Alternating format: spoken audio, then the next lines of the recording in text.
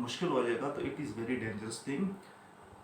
देखें कि अगर मैं एक आर्टिकल पढ़ रहा था उसमें, इंटरनेशनल न्यूज़ में, उसमें मैं देख रहा था कि वैन इन इन तुर्की when President Tayyip Erdogan, when he came into power in 2003, there was 250 around the defense organization in Turkey that were producing tanks, Bakhtar armored vehicles, and air fighter planes. Now in 2022, their defense industry was so developing कि उनकी जो defence industries वो इतनी ज़्यादा develop हो चुकी हैं। No their numbers are increase more than 950, कि 950 से ज़्यादा वो इंडस्ट्रीज ले गए।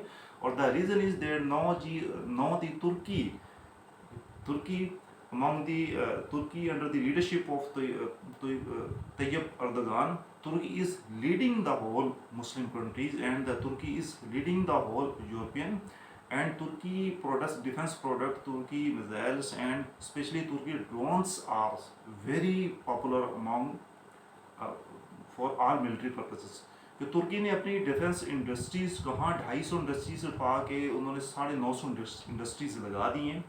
और उसमें उनकी कितनी ज़्यादा जो उनकी जो स्किल्ड वर्कर उसको उसमें एडजस्ट हुए होंगे, कितने ज़्यादा लोग। लेकिन व्हेन वी सी इन पाकिस्तान, के पाकिस्तान में ना तो इंफ्रास्ट्रक्चर बहुत ज़रूरी होता है किसी भी मुल्क को बूस्ट करने के लिए, ना तो इंफ्रास्ट्रक्चर डेवलपमेंट के ऊपर कोई काम हो रहा है। इसी तरह किसी तरह की इंडस्ट्रीज़ पाकिस्तान में नहीं लग रही। हमारे जो यूथ PhD और MPhil करके बाहर आ रहे हैं उनके लिए कोई इंडस्ट्रीज़ नहीं कि वो उनको इमीडिएट जॉब मिले। आगे देखें कि 2011 में जो टेक्सटाइल इंडस्ट्रीज़ थी, इतनी ज़्यादा लोड शेडिंग थी कि हमारी टेक्सटाइल इंडस्ट्रीज़ बिल्कुल बैठ गई फैसलाबाद में, और ये हमारी टेक्सटाइल इंडस्ट्री बांग्लादेश में शिफ्ट होगी।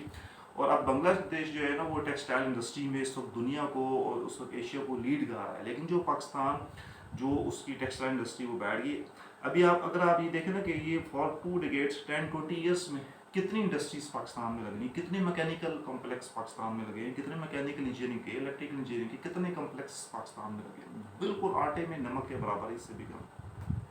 और हमारी तमाम यूनिवर्सिटीज़ हर साल पाकिस्तान में मिलियंस के हिसाब से they were producing millions of people, or we can say that millions of youths are getting their PhD, getting their MS in electrical engineering, mechanical engineering, in mathematics, in physics, and in sciences, in natural sciences.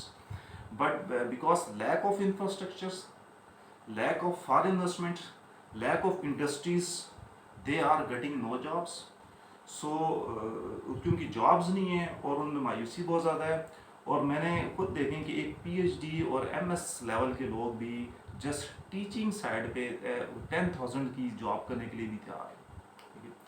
तो मेरी appeal है it is my appeal from the all the stakeholders of the Pakistan, Prime Minister of the Pakistan, and all the political leaders of the Pakistan, and Chief of Army Staff and President, that they should focus on these things. That there are millions of people who are getting their PhD, MS, and MPhil degrees, and they are getting no jobs because we have our infrastructures are not developing. हमारा infrastructure वही पुराना infrastructure जो आज से 10-15 साल पहले था, उसमें कोई डेवलपमेंट नहीं हो रही, हमारी इंडस्ट्रीज़ नहीं लग रही, और जो फॉरेन इन्वेस्टमेंट आनी थी वो भी हमारी वो बंद है।